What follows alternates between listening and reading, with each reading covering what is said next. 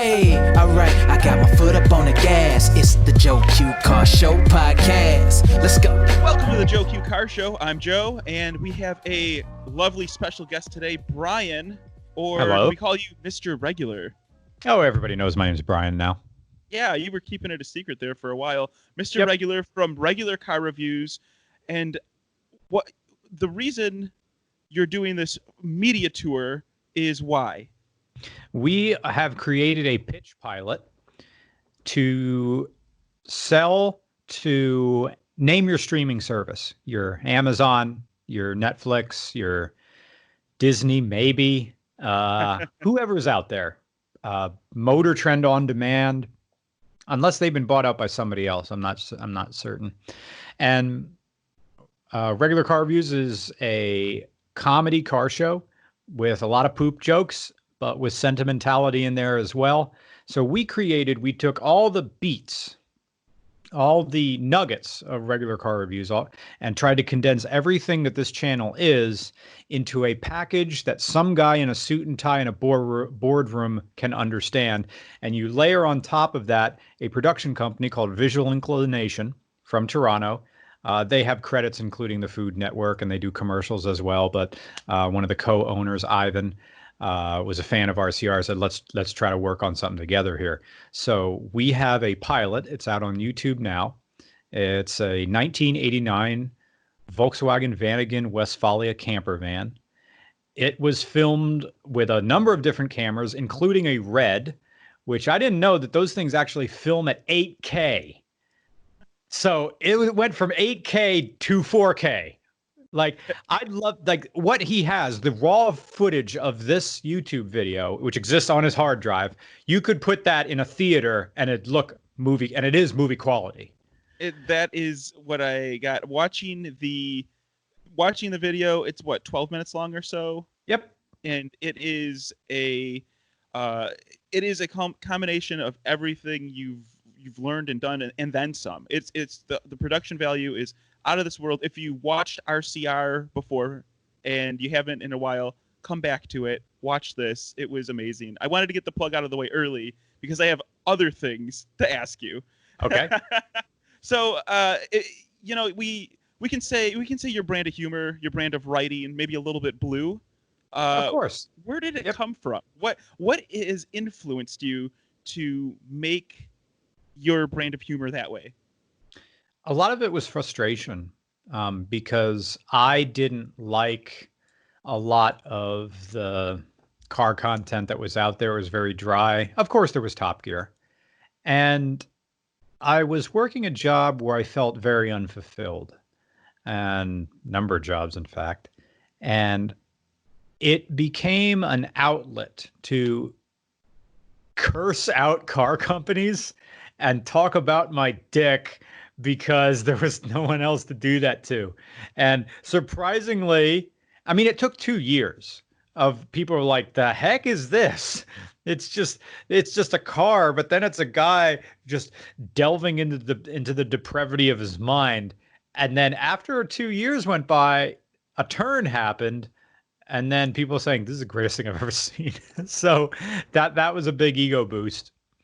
And then we kept it going. But now the channel, like, now that you're kind of financially secure, a lot of that anger went away, and it became replaced with nostalgia and then sentimentality toward our parents. People age, people move on. I'm going to be 40 in 2 years. So you can't be Beavis and Butthead forever, although it's still fun, and farts will always be funny. I Dutch oven myself every night, and sometimes I don't even enjoy it. I eat a lot of raisins, and they flavor things evilly. So this combination of fart jokes and high art is what I love about the channel. And I think what is the draw for a lot of people is how you can mix these senses of humor together and this writing style together. And that is what I appreciate about it. So Thank you. Was that what you were going for? when you started out being an angry, angsty, you kind of went through your teen phase, and now Yeah. you're growing up with this film, especially. And I call it a film or a mini documentary because it is, and it is a piece of art. So go watch it. But this growing up phase, you said something in that Westfalia clip about, you realize that you have to give back to your parents in a way. Yeah. And I thought that was a very astute observation. One, now I'm a father, so like I understand in a different way. It's like, oh my gosh, they were making it up as they go along, and Yeah. that is a theme you've been hitting on in multiple videos of yours now. So can you speak to that? Both Nick Roman, who couldn't be here, who also co-writes everything. He's the other half of Regular Car Reviews. His father passed away early in life, and my parents are just fine, getting older, but just fine. And I think that's what brought on these parental themes, because I know within 10 years, I'm going to have to start taking care of my parents in a way that's going to be new. It's where, the roles are going to start switching. In probably small ways. My parents are very, there's a noticeable age difference between, my mom and my dad, which is pretty the norm for people who married, like, I believe, gosh, when did they marry? Sometime in the 70s. And they understand that it's, men tend to peter out a little quicker. They tend to age a little faster exponentially. So mom will be probably the primary caregiver for dad. And dad wouldn't want to hear this. I mean, he kind of understands it, but my dad was a naval officer, so very secure in himself. So growing up in a military home, there was like, okay, dad has these things that, he does and expects. And he rarely, it's so funny. Like, the only time he asks for help is when it comes time to lift things. But even now, I can lift and carry more things than my dad does. And yet, he still tells me it's too heavy when it's too heavy for you when we're both carrying this dresser or something. Now don't hurt yourself. I'm like, Dad, you're 75. I'm not the one to be worried about here. That's impressive. Your dad's 75 carrying a dresser. He must take care of himself. Oh yeah. So you grew up in a military home, and obviously, maybe not obviously, you did not join the military or go into that. I made it as far as the MEPS. Okay. I was originally my family's firstborn. It was all Navy. So I was going to go Navy, just continue the tradition. But I was a bit older. I'd already graduated college, so I had my degree already. And then, the recruiters, they just want people. And I don't know if it helps them to know that a guy was just going to go straight in to be an officer, which is what I wanted. But on the other hand, like, everybody was telling me, like, you don't have to go Navy. You already have your degree. You're a little bit older. Let me tell you about this delightful branch called the Air Force. I'm like, but I don't know how to fly. I'm like, you don't have to. What's your degree in? English. Well, you can fly a desk. It'll be pretty cool. So that was what I was going for. I was going to, go into the Air Force and try to become an officer there. But what happened was I was also shopping around to go for graduate school. So, and there was no way I was going to pay for graduate school. I'd have to get the school to pay for it. I'm like, well, maybe let's do two things at once. Let's look at the military, and then let's look at the see if the school will pay for me. And I was lucky enough that the dean of the education department at Kutztown University, rest in peace, great man, Daryl Garber, said, yes, I need an assistant. When can you start? And I'm like, oh, okay. Because I didn't swear at the MEPS. So, and I knew Kutztown was going to work way faster than Uncle Sam was. People were telling me like, look, yeah, you'll get into the Air Force and then you'll be fucking around for a year. So, especially if you're going to be an officer or something like that. So I didn't want to stick around my hometown anymore. So yeah, I'll take this job. So school paid for itself that way. And, that was the end of that. I still have thoughts about, should I have gone in or others? And then some of my other friends like, Brian, you do not belong in the military. You would not survive in that environment. You don't like being told what to do. So it is what it is. I kind of wondered that, because you pick up in your content that you grew up with a military background, or in your family, a military household, and then you kind of have taken some of those things, ran with it, and then went a totally different direction with it. Mm-hmm. So I always wondered if that was there was some sort of like, what was the dichotomy there? Like, yeah. Was it challenging for you when you were like, actually, I'm gonna go to school and then make a YouTube channel? Yeah, my dad respectfully disapproved of it. Even after I quit my job and was still doing that, he still says, I don't like the things you're saying. But then my extended family out in LaPorte, Indiana, who's my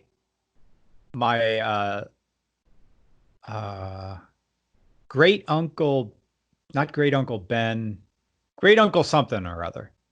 Gosh, I can't remember his name right now. It'll come to me. My grandfather's brother, out there, his son, or like grandson, my age, was an Army Ranger. He liked it. He liked regular car reviews, told my dad that he likes it, and then suddenly dad likes it. So once an Army Ranger says it's okay, then you're clear. Yeah. Yeah. It was a little bit transparent. Like the second the rest of the family said they were fans of mine, my dad spun that U-turn pretty darn quick in that kitchen right there. And ever since, he's been a fan. I'm not knocking him, but I've been a fuck up most of my life. So, and my brother, my younger brother, is a successful one. He works in a hospital. God bless him. He works, not psychiatric unit, therapy unit, but I like what's the term? There's psychologists and there's psychiatrists. Psychiatrists are the people who can write prescriptions. Psychologists are the people you talk to. Psychologist. So he works there. He has an upstanding job that makes sense to people. You can talk about it at family dinners. And then there's Brian. So are you saying you were always the weird kid? Were you the black sheep or what? Yeah. Yeah. I had I guess I had an advantage being the firstborn son, but so you got a lot of breaks that my brother didn't. I feel guilty about that. But I don't know. Why would you feel guilty about that? I'm a firstborn. All the pressure gets put on you, right? You are the person, and you're also their test monkey. So you are your parents' test bed. So I wouldn't put that kind of pressure on yourself. Why do you put so many pressures on yourself? Because I feel at some point there's going to be somebody with an authority, like an MP, is going to come through the door and say, "That's enough of this. You're done making videos and having fun. You're going to go back pushing a broom at Solo Labs in Kutztown, which was a factory that made orthopedic shoe insoles. So you're going to go back and you're going to clean that factory. You're going to be waking up at 5:30 every morning. This is what you do now. Fun's over." So I keep going, keep saving my money. Good that I save my money now. Yeah, no kidding. Because right now YouTube revenue has been cut over half because no one's working, no one's making products. There's nothing to advertise, so there's no one buying ads, so the ad rates drop.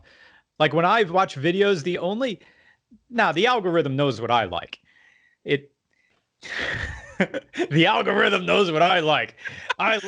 They know Brian likes penis pumps and auto parts.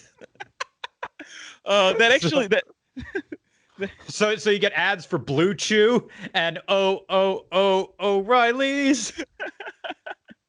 I feel like that's your cross section though. They got you summed up. Yeah, I keep getting the Raycon ads. So I mean, what does that say about me?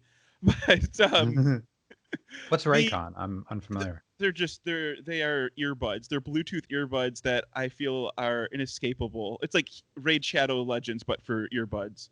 Oh God, I tell them to fuck off in various ways. Fucking Raid Shadow Legends. Yeah. Oh man, I gotta read you this email. Oh, they're good. They're trying to get you to advertise Raid Shadow Legends. Oh, a bunch of times. It's all different people. I don't even want to talk about the name of the game anymore. But like, okay, we know who we're talking about. How many emails? They just attack all the YouTubers with all this kind of stuff. So, yeah, that's awesome. I'm glad you're getting emails from them. But so like, what? So what kind of things invoke your creativity? Why cars? Why did you latch onto that? Cars are a delightful enclosed space that you can go and be yourself. They are a place to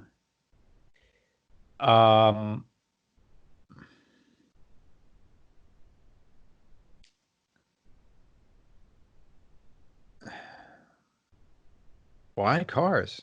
You know, it's such an honest question. I have to think about it for a second. I enjoy the solace that a long drive can provide. Of course, they can do things you can't. They can go 100 miles an hour. They allow you to experience superhuman acceleration, deceleration, and also it's like putting on like a costume or something. You can be someone else in a vehicle without having to do anything. I greatly enjoy even if it's a tad artificial, the admiration I get when I cruise around in my 1960 Ford Falcon. I can gain the approval of other fathers just by being at the gas pumps. And Nick had a really good line saying that classic cars remind older people that their youth still exists, and even if their kids don't appreciate it, someone else's grandkids does. And also that my youth still exists. I had a 1988 Toyota MR2 for about a year and a half. That was my dream car. People say, "What's your dream car?" It's like, I already bought it. And it was perfect. I was the second owner of it.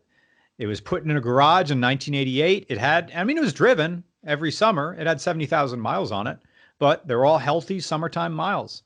And the car was great. And then I worried about it all the time. Can't take it anywhere, so I'm going to door ding it. So eventually I just stopped driving it because I was just so protective of this beautiful, it had that gorgeous shade of white that Toyota made in the 80s called Super White. It's a very difficult temperature of white to photograph because it's so reflective. It messes up your auto exposure. It thinks that's a light. Your camera thinks it's a light source. So it'll correctly expose this car. Then the background, it looks like it's night out time in the midday. So you could go to manual and then this car gets just all blown out. It's just like this halo thing. It's like our eyes can deal with it. Who knows what our dynamic range is of a human eye, but a camera, you have to employ like shadow and highlight filter in Premiere just to have this car look correct. You have to underexpose the car so the background doesn't get all grainy. I'm getting aside. It was a gorgeous thing. The interior was blue. It was perfect. And I remember seeing a car like this. It would either have been this car, it would either have been one of three cars that kind of looks like this with the flip up headlights in 88. In 88, I was in No, it'd have to be 89 when this like fuzzy snapshot of a memory exists, where I saw a little wedgie car with pop-up headlights out of the window of Mrs. Zimmerman's first grade classroom at Blue Mountain Elementary West. It just got changed. It used to be a township school called Wayne Township Elementary, and later the larger school district amoebaed it up. So the name of the school changed my first year in first grade. And I remember having this a cascade emotion of joy washed over me because it's the last day of school and the buses are coming. It's the last minute of the last day of school. The buses are coming. And from a little kid's mind, I will never return. 3 months. That's 3 years. I'm never coming back to this building. So I remember looking out the window of her classroom, and there must have been a car like that rolling by, and it looked like something out of a video game or a little toy thing. I think the line in my video that I talked about was that for a little kid, a car is something that takes you to church or takes you to the grocery store where you will be scolded because you can't touch all these brightly colored things that you've never seen before. A car is something that takes you to the department store where you will try on pants. You will never leave this department store. You can't go hide in the circular rack of the pants. A car is just one gigantic square of no. And when I saw this little wedgie sports car, it's like, oh, cars can be fun. So that nugget of memory just stuck in me somewhere. And I needed to have a car like that. Looking back, if it's 1989, it probably could have been something, and in a working class neighborhood, it probably would have been like a Mitsubishi Starion or Chrysler Conquest or a Pontiac Fiero or an MR2, something like that. It probably wouldn't have been a Fiat. It certainly wouldn't have been a Ferrari, but something like that. I needed to have something like that. And then I had it for a while.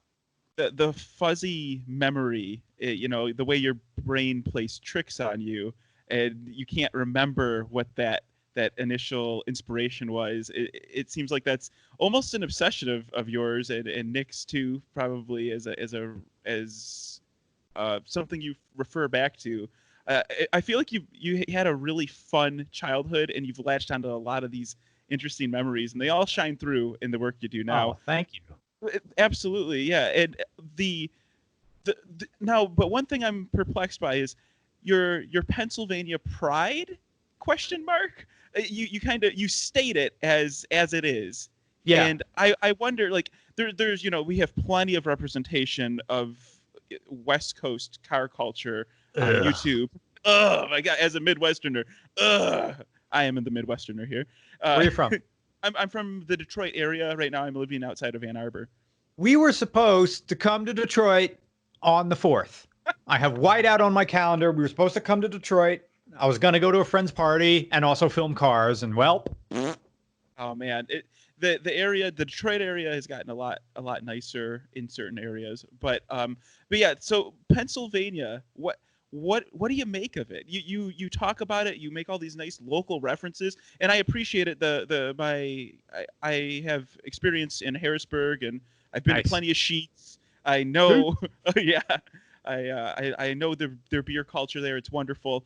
Why Pennsylvania? Why do you like sprinkling it in so much? I guess we're going ham on the local market. It's almost as if this show doesn't recognize that anywhere else exists. Which I love. We can make these references and say them with conviction, because it's not like we're trying to pretend we're from Southern California or from Chicago or something like that. I mean, we can speak to those areas because we visited, but you've never gotten into a car accident and realized you may have to walk home from the mall and realize you can, like this highway goes right back to your house, but you'll be walking on the side in the gravel by that stamped steel guardrail. You can either walk on the kill you side of it, or you can walk on the thorn bushes and gravel and broken glass and dirty diapers side of it for a good hour, and you'd be back home. And also, Nick and I talked about this, that Pennsylvania is almost a mini United States in that you hold up your hand. I'll do it reverse, but you hold up your hand. That's Pennsylvania. On one side, you've got Philly. Over at the palm of your hand, you got Pittsburgh. You got Alabama in between. And up here, you got a little chimney on Lake Erie. So that's really Pennsylvania. And just like the United States, you got one big city on one side, you got one big city on the other side, and you got flyover country in the middle. So, but we live in the flyover country, and it's fun to give that love, because there's a lot of stories here. Oh, speaking of local stories, you're familiar with Centralia, right? The town that's on fire. Yes. Have you ever been there? No, I have not. Oh. There is this closed section of a state highway that's all buckled and destroyed, that they built a bypass around it. And by that, I mean, they just diverted everything onto a side road. But for the longest time, that was Mad Max of Pennsylvania. If you had a 4x4, they piled dirt so you couldn't drive on the broken highway. But people got over that mound really quick. They made a playground for ATVs. Yep, they did. And it's like a no man's land, but it got so popular, especially after that video game Silent Hill came out, because that was based on Centralia. Was it really? Then, yeah. Like for a while, there were a lot of houses in Centralia, like a lot of weirdos living in a town full of sinkholes and sulfur gas coming out. Like the earth is on fire underneath, and people are like, I'm not leaving. The state just wants to take my land so they can take the coal. And this is the most important thing that's ever happened to them, is that they happen to live in this town, that the state is, we'll pay for your house. Just leave. Go to Ashland. I don't care. So nearby town. So, but recently, like, people started graffitiing the highway, and then people made videos up there. Then it's free entertainment to go to a real life ghost town. So then people spray painted the whole highway, and then there were parties up there, people setting tires on fire, because it's just no man's land. So the coal company that they just bought up land around, including that section of abandoned Highway 61, and they are now shoveling dirt onto it. So they're just going to return it to nature. Bury a whole town. It's going to be like a shitty recreation of Pompeii. Yeah, Pompeii via dump trucks. Yep. I really feel like everything that you said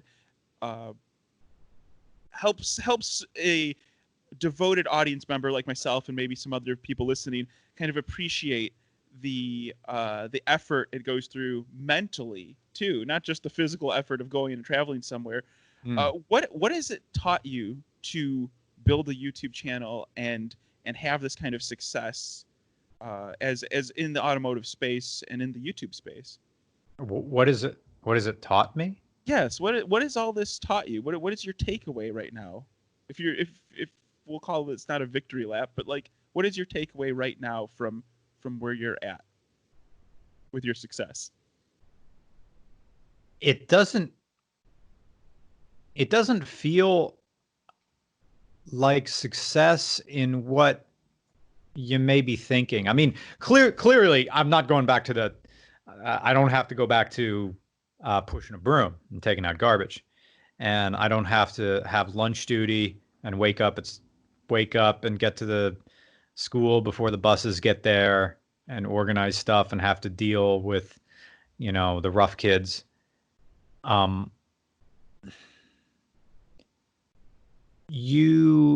begin to appreciate human contact way more. And the coworkers, and I miss my old coworkers even at the crappy jobs.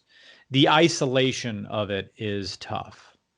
And even little things like getting a pat on the back, or, well, now shaking someone's hand, or the embrace of a good friend. Those are the things you will miss. So God willing, if you get to the point where you can have an endeavor that allows you to work from home under your own terms, do not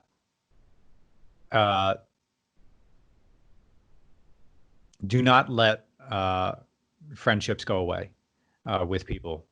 You're going to miss them. It'll take you about 3 years. The first year is great. I'll never forget it. First year of quitting my job 5 years ago and realizing you're going to give this YouTube thing a try.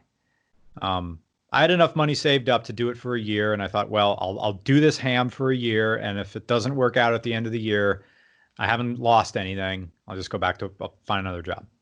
But the first day of it, it was snowing. The first day after quitting my job, it snowed the next day. I'm like, I do not have to go to work in this. So I'm standing in my kitchen right back there. Got my cup of coffee, just like this, and thinking, you guys are all suckers. So, and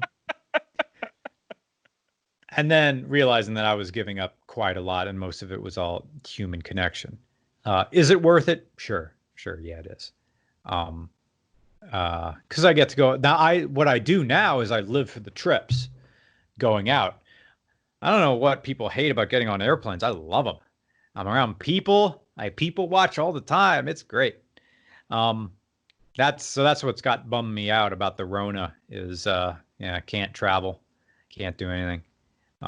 We got enough stuff filmed that we have enough cars to last us until, June 8th. So show will keep going.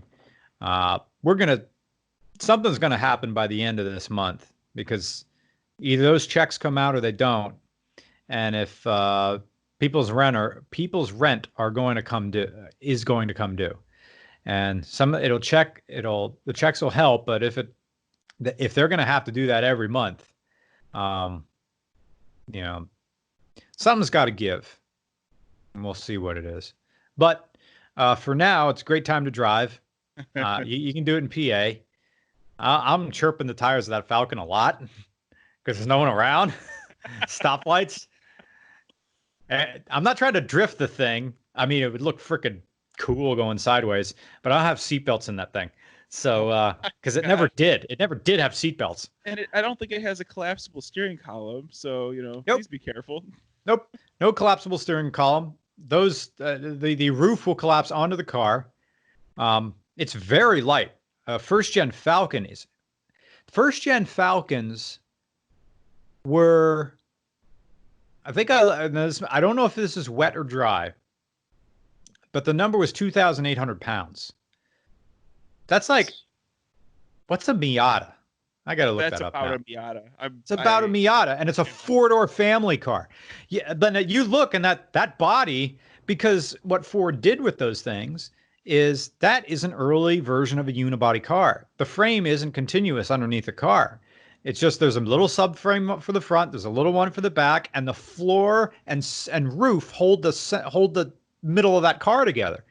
You put a Falcon, or for that matter, a first generation Mustang, you put that thing up on a 2-post lift, you'll see you'll see it bend. The whole car will bend. It's not going to break, but it's like, seeing those door gaps widen on the top.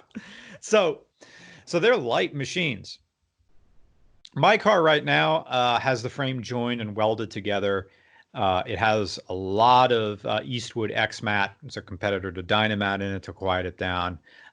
Extra fireproofing and sound deadening and carpet or insulation in it. So, and also it has that big K member now in the front holding the front together, although the strut towers are gone because now it has coilovers in the front. So it tracks pretty good. Bumps a lot more though. I bet. Okay, and then I have like two more like pre-made questions for you. What car inspired you the most when you were driving in it? That you got in it and you're like, okay, now I got to write the script. What car spoke to you on a level that you weren't expecting? Give you two answers, because one is a built car and the other is a stock car from the factory. The one from the stock car, straight from the factory, that spoke to me like, this is brilliant. And it's going to be one of the most mundane things you can think of. It's a Honda Accord V6 6MT. Do you own one? No, but I love them. I look at them from afar and, have the like beat of the small little tear, like it's there. It's on my short list of things to get as family cars eventually. Yeah. So that is a good one. The 6MT was only available as a coupe. It may be a tough sell as a parent. Oh, I know. My family car right now is a 1990 Miata. So there's so much more. Okay, great. Step up. Hey, it's Accord. Yeah, no, I have a Navigator that's the real family car. I just have my grocery getter, which is like, it would just be nice to put a kid seat in it. That's all besides the point. Please tell me more about what you think about this car. It's 278 horsepower and it takes 87 octane. And you get a 6-speed manual. It's great. It'll do 150 miles an hour. And it's smooth and it's quiet and it's fuel efficient for a V6. I mean, it'll do mid-30s on the highway. The only thing it doesn't have going for it is it isn't a sedan, and they didn't offer it as if it had a wagon, holy crap, that'd be brilliant. But that one's pretty darn good, man. And then the other one that inspired me was a built car, built by my friend Justin Kramer from the YouTube channel Fuel Injection Sucks. He also owns his own car repair business, Catasauqua Auto Repair. And also his friend John, and his one friend Corey. There's a Cody. I always mix that on up. I met him like twice. They bought a 1976 Winnebago Chieftain, and they took the 440 out and put a 6-liter LS and then a Hong Kong Hurricane on it, and then made 550 of the wheels. And eventually they'll get that dynoed and tuned a little bit better, but a Winnebago with a turbo LS in it, you can make your Spaceballs references. That thing was fun at every single speed. It was nicely terrifying. But gosh darn it, that thing was perfect. Well, no, it wasn't perfect. Like, okay, it was perfect when you're accelerating. When you're braking, stock fuck brakes, man. Yeah, stock fuck brakes. It's a lot to slow down with old Winnebago brakes. No. So those were the two most inspirational vehicles. Well, I want to thank you for coming on to the Joe Q Car Show here and reminiscing about the good and the good times that you had making a YouTube channel and all the things that you have created. One day, when you make it to the Detroit area, open door, you just let me know. And there are so many good places to go, great beers to get. You just let me know. I will gladly take you out for my favorite spots here, especially in the Ann Arbor area. That's where I'm at right now. So open invitation whenever you're here. But thank you so much. Regularcars@gmail.com. That's the best way to get. That's what doesn't fail. Okay. Yeah. When you come over this way. But yeah, so much. I am so grateful for you to come on the show. Let the people know where they can find you. Twitter, Instagram, and email are all the same. Regular Car Reviews. YouTube is Regular Cars, but you just go to YouTube, type in Regular Cars, you type in RCR, all of that, it all comes up. That's a cool flex. Mm-hmm. And I'm not talking about the Ford one. That's a cool internet flex. So thank you so much for coming on the show, Brian. Oh, thank you for having me. Thank you, and I hope you enjoyed this episode of the Joe Q Car Show. To gain access to our exclusive after show, known as Reaction Time, cleverly named, I know, head over to patreon.com/JoeQCar, and you'll get to hear our behind-the-scenes thoughts, get some follow-up questions, get some tidbits we left out of the show as little extras. And in addition to the Reaction Time after show, you'll also receive a bunch of other benefits. You'll get behind-the-scenes updates, maybe some stickers, advance notice of who's coming on the show. You could even hang out with me if you're at that tier. There's a bunch of different things. Please go check them out. It's all at patreon.com/JoeQCar. Thank you so much for listening. I can talk all day, so until next time, goodbye for now. Thank you for tuning in. Let's go. This is the Joe Q Car Show. You know right now I got a full tank, so if you ready, we can hit the road. Ayy, old school, it's the best. Mixtapes on cassettes, keep the rims so fresh. Yeah, electric cars, yeah, they the bomb. Racing cars, Formula One, we love it all. So if you love the episode, come back for another.